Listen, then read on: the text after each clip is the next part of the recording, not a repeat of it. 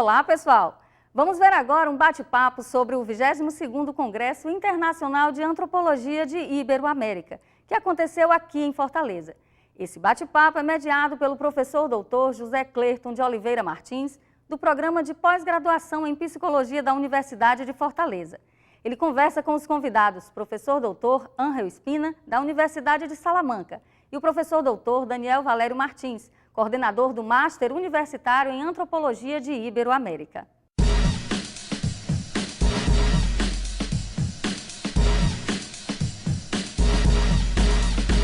Olá, eu sou o professor José Clerton de Oliveira Martins, do Programa de Pós-Graduação em Psicologia. E é com muito gosto que a Universidade de Fortaleza recebe hoje a visita dos professores Dr. Ángel Espina, da Universidade de Salamanca, e do professor Dr. Daniel Valério Martins, coordenador do Master Universitário em Antropologia de Iberoamérica. Recentemente, a nossa cidade recebeu, amparou, sediou o 22º Congresso Internacional de Antropologia de Iberoamérica.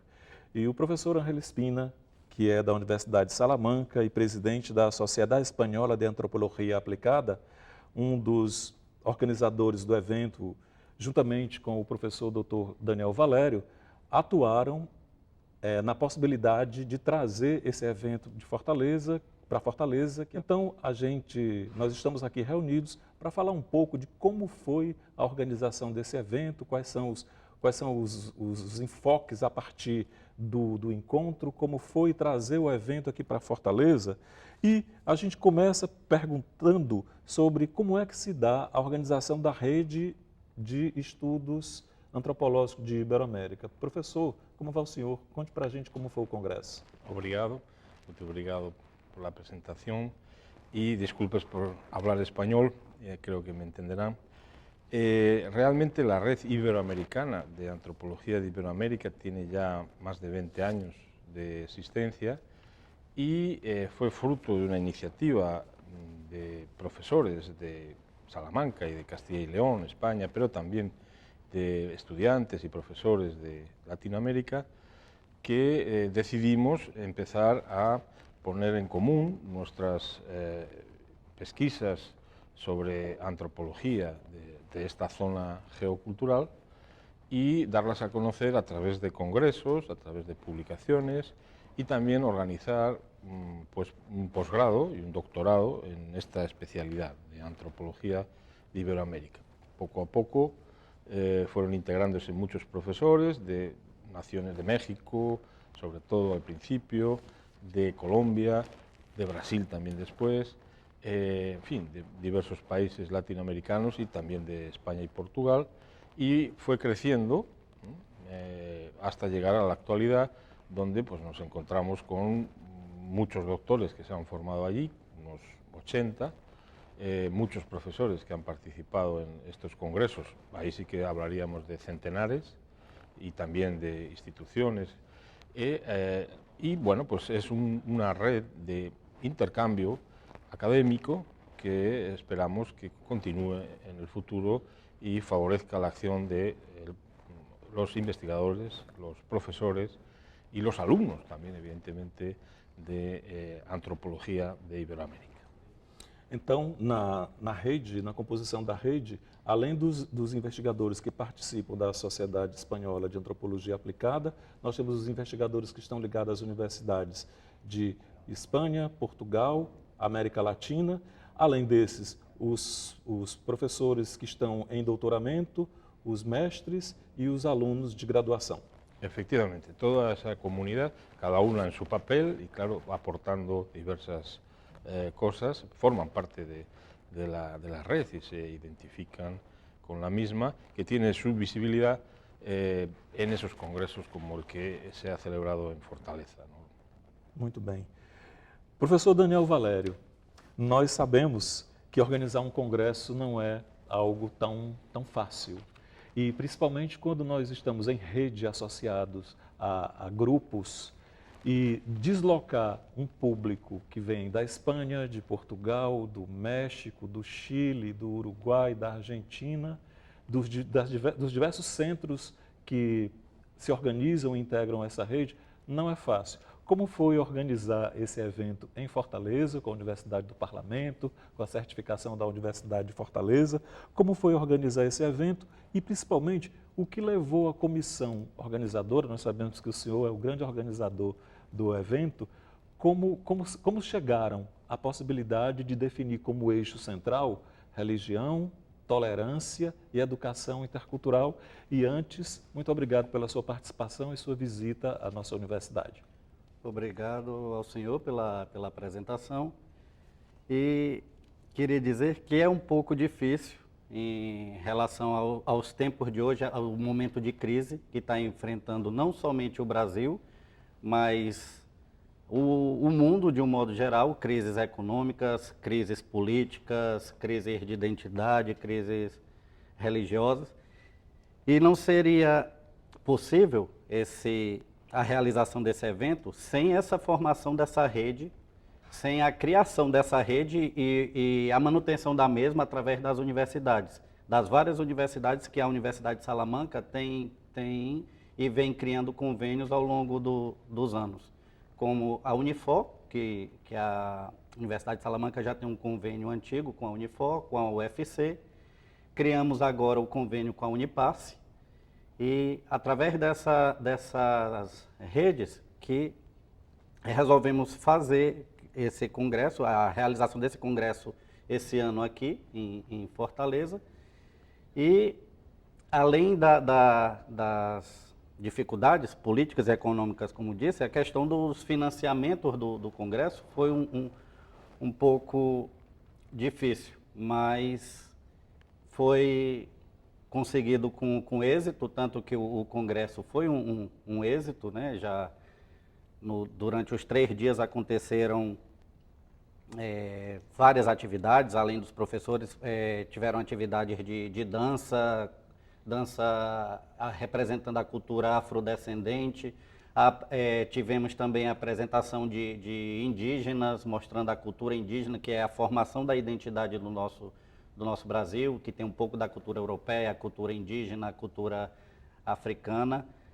E resolvemos escolher esse tema, a temática de religião, tolerância e educação intercultural, exatamente por esse momento da intolerância religiosa que está acontecendo no mundo, a questão dos atos terroristas que vem ocorrendo de acordo com fundamentalistas de algumas religiões, e que a educação nesse meio seria como o ponto de equilíbrio entre as questões religiosas para se chegar a uma tolerância. Então, a educação intercultural, que seria exatamente essa interação entre as culturas, buscando uma convivência pacífica, uma convivência harmoniosa entre essas culturas, serviria de ponto de equilíbrio, tanto entre a religião, para se chegar a essa tolerância. Muito bem. Professor Ángel, do ponto de vista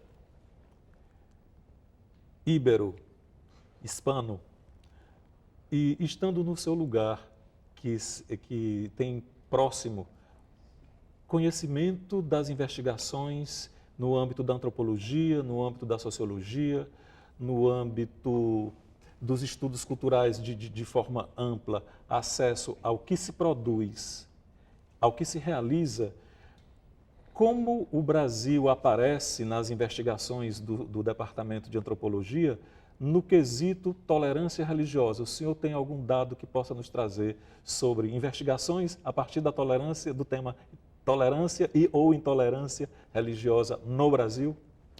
Sí, efectivamente.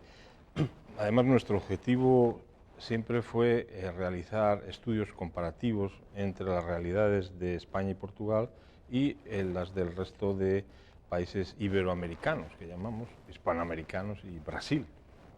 Es verdad que en un principio ya comenté que fue México el país que más nos puso el foco en nuestras pesquisas, pero pronto, desde luego, Brasil también comenzó a interesar mucho, y más en este tema de la religiosidad. Yo mismo he hecho algunas investigaciones en Recife y también en zonas del sur de Brasil, y otros también profesores haciendo una visión comparativa, que es muy importante para la antropología, el poder comparar lo que ocurre en un sitio y en otro, en unas prácticas, en este caso de ritual popular, ¿no?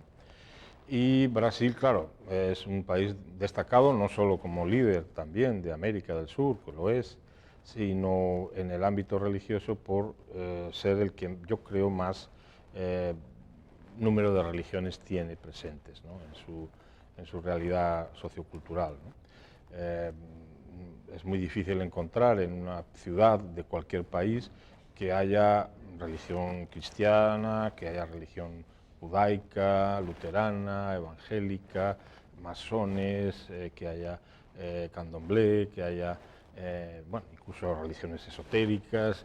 Esto en Brasil ocurre, ¿no? Yo lo he visto y lo he podido comprobar, y por lo tanto es como un laboratorio, un crisol de religiosidades, y ahí podemos los europeos, yo creo, aprender mucho de esa convivencia que lleva años y que no voy a decir que sea modélica o no, seguramente en la cotidianidad tenga sus problemas y no es lo mismo lo teórico que la vida normal, pero es cierto que en ese ámbito de lo teórico y de lo incluso legislativo, Brasil es un ejemplo a seguir, y yo creo que Europa puede aprender bastante de eso, ahora que además empieza a haber muchas más religiones. En España, por ejemplo, hace 20 años, en la etapa de Franco, todo era catolicismo, no había oficialmente ningún judío, ni ningún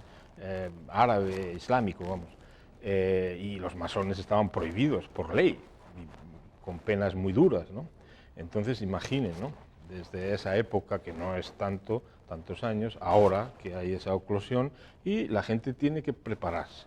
Por eso nosotros insistimos mucho en que se hiciera esta temática de religiosidad, tolerancia, y que fuera en Brasil, ¿no? Donde se celebrará concretamente en Fortaleza, ¿no? Porque creo que es el lugar ideal para realizar estas reflexiones.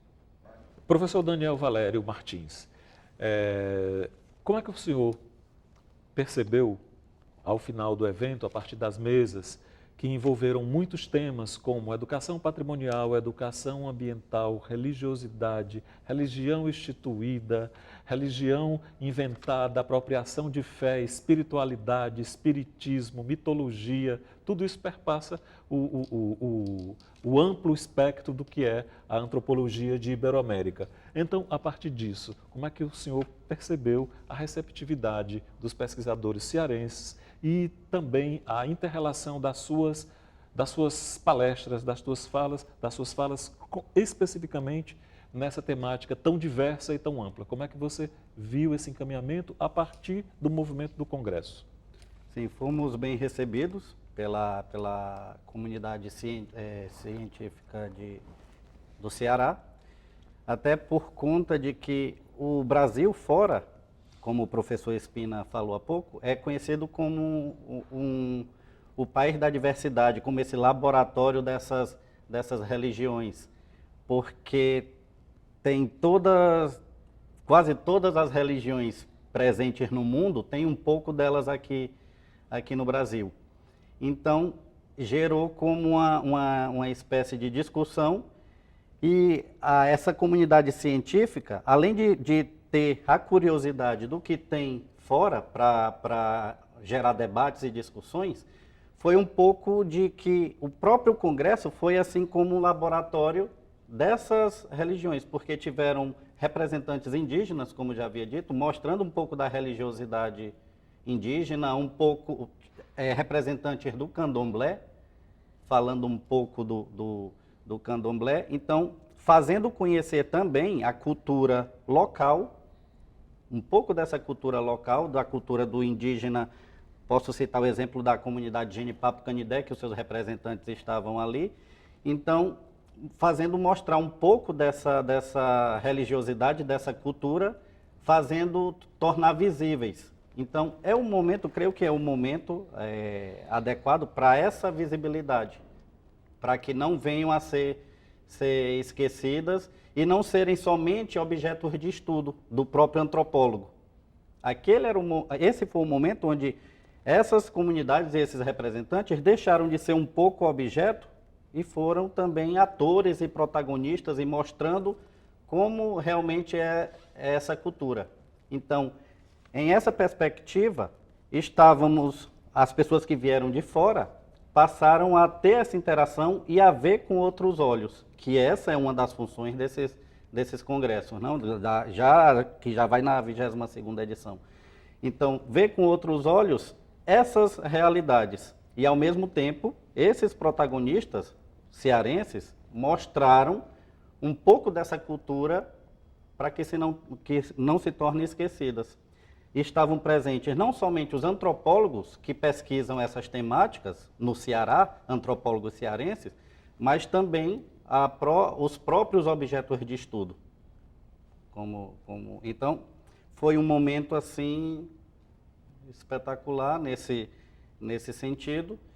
E até esse evento ele teve um pouco de inovação, porque entre a comunidade que estava presente, entre os assistentes, tivemos também a presença de alunos do ensino médio brasileiro. Então, como uma espécie de plantando uma semente para colher frutos futuros, não? Porque é uma questão de que eu não tinha visto em nenhuma das outras edições que participei. Essa foi a primeira que vi, que estudantes do ensino médio estavam participando e participando realmente com a visão crítica, com perguntas.